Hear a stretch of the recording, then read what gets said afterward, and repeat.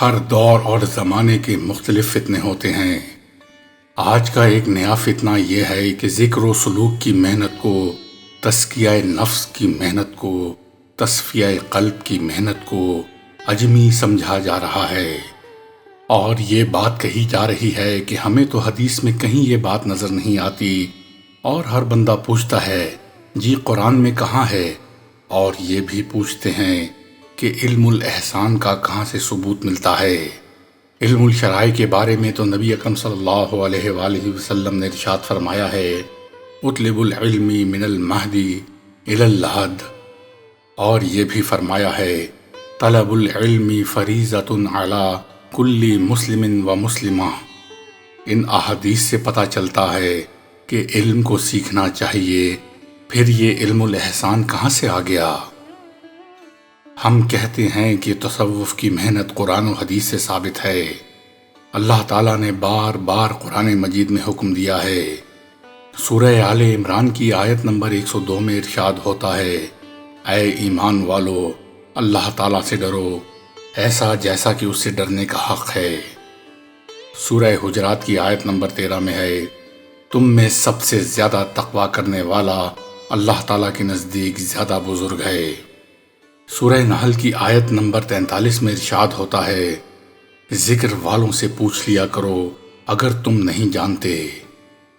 تو اس سے صاف ظاہر ہے کہ اللہ تعالیٰ کی خوشنودی کا طریقہ حاصل کرنا، تقویٰ اور ظاہری گناہ اور پوشیدہ گناہ چھوڑنا ہی تصوف تزکیہ ہے۔ لیکن اتنا فرق ہے کہ جیسے فقہ کے ساتھ معاملہ پیش آیا کہ فقہ پہلے مدون نہیں تھی، بلکہ وقت کے ساتھ ساتھ سارا علم کھل کر سامنے آ گیا، اسی طرح تصوف و سلوک کا اور تدوین حدیث کا معاملہ پیش آیا، اس لیے کہ یہ تمام اصول و ضوابط قرآن و سنت میں موجود تھے۔ وہیں سے ہمارے اکابرین نے ان کو جمع کر کے ایک جگہ اکٹھا کر دیا، جس سے اللہ تعالیٰ نے ہمارے لیے آسانی فرما دی۔ چنانچہ وقت کے ساتھ ساتھ الفاظ کا استعمال بدلتا رہا، اس سے کیا فرق پڑتا ہے؟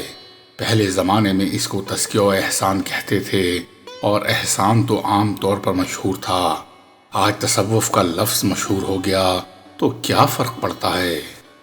لہٰذا تصوف و تزکیہ پر بہت سی کتابیں لکھی گئی ہیں کہ تصوف کس کو کہتے ہیں، کیسے حاصل ہوتا ہے، کیا کرتا ہے اور کیا نہیں کرتا۔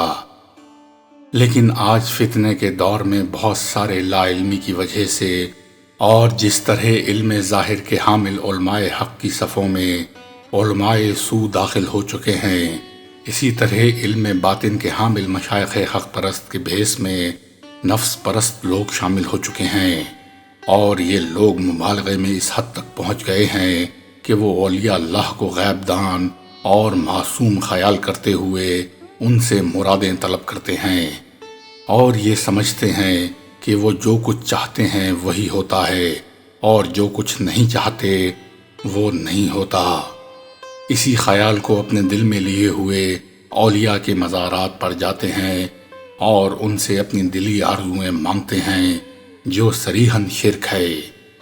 نیز ایسے لوگ جب زندہ اولیاء کرام میں صفات نہیں پاتے تو ان سے بدظن ہو جاتے ہیں، جن کے سبب یہ ان کے فیض سے بھی محروم ہو جاتے ہیں۔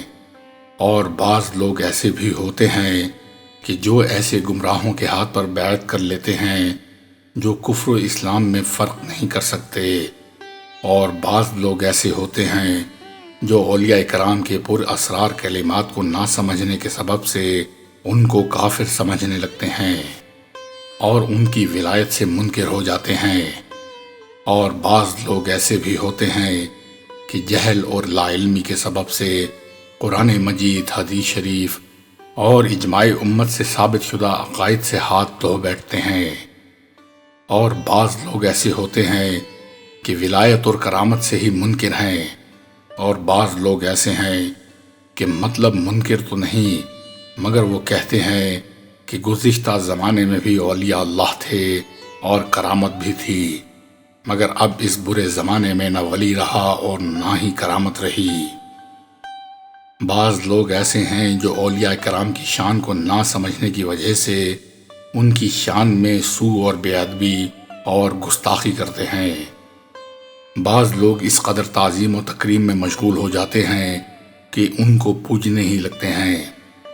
الغرض دونوں فریق افراط و تفریط کا شکار ہیں، اور عوام الناس کی روحانی اور باطنی تنزل کی انتہا یہاں تک پہنچ چکی ہے کہ ایک طبقے نے تصوف تزکیہ نفس سے انکار کر دیا اور بیت و طریقت کو گمراہی سمجھ کر اس کی مخالفت کا بیڑا اٹھا لیا، اور ایک طبقے والوں نے جھوٹے سچے پیروں کے درمیان کوئی تمیز نہ کر سکنے کی وجہ سے بہت سے اعتراضات کیے، خود بھی گمراہ ہوئے اور دوسروں کو بھی گمراہ کیا۔ صوفیاء کرام رحمت اللہ علیہم پر جو جھوٹے اعتراضات لگائے جاتے ہیں وہ چند ایک پیش خدمت ہیں۔ تصوف بدعت ہے، یہ ایک نیا فن ہے جو کہ پہلے نہیں تھا۔ صوفیاء کرام مشرک ہیں کیونکہ وہ شرک کرتے ہیں۔ شرک کی وجہ یہ بیان کرتے ہیں کہ صوفیاء کرام نبی کریم صلی اللہ علیہ وآلہ وسلم کو اور اپنے پیر و مرشد کو حاضر و ناظر سمجھتے ہیں۔ صوفیاء کرام نبی کریم صلی اللہ علیہ وآلہ وسلم کو اور اپنے پیر و مرشد کو مختار کل مانتے ہیں۔ صوفیاء کرام نبی کریم صلی اللہ علیہ وآلہ وسلم کو اور اپنے پیر و مرشد کو عالم الغیب ثابت کرتے ہیں۔ صوفیاء کرام نبی کریم صلی اللہ علیہ وسلم کو اور اپنے پیر و مرشد کو نور سمجھتے ہیں۔ بعض لوگوں نے تصور شیخ کے معنی کو نہ سمجھنے کی وجہ سے کہہ دیتے ہیں کہ یہ صوفیاء کرام تصور شیخ کے قائل ہیں، لہٰذا یہ لوگ اپنے مرشد کو حاضر و ناظر سمجھتے ہیں، مشرک ہو گئے۔ بعض لوگ جہالت کی وجہ سے کہتے ہیں کہ صوفیاء کرام بدعتی ہیں کیونکہ بہت سارے بدعات کرتے ہیں۔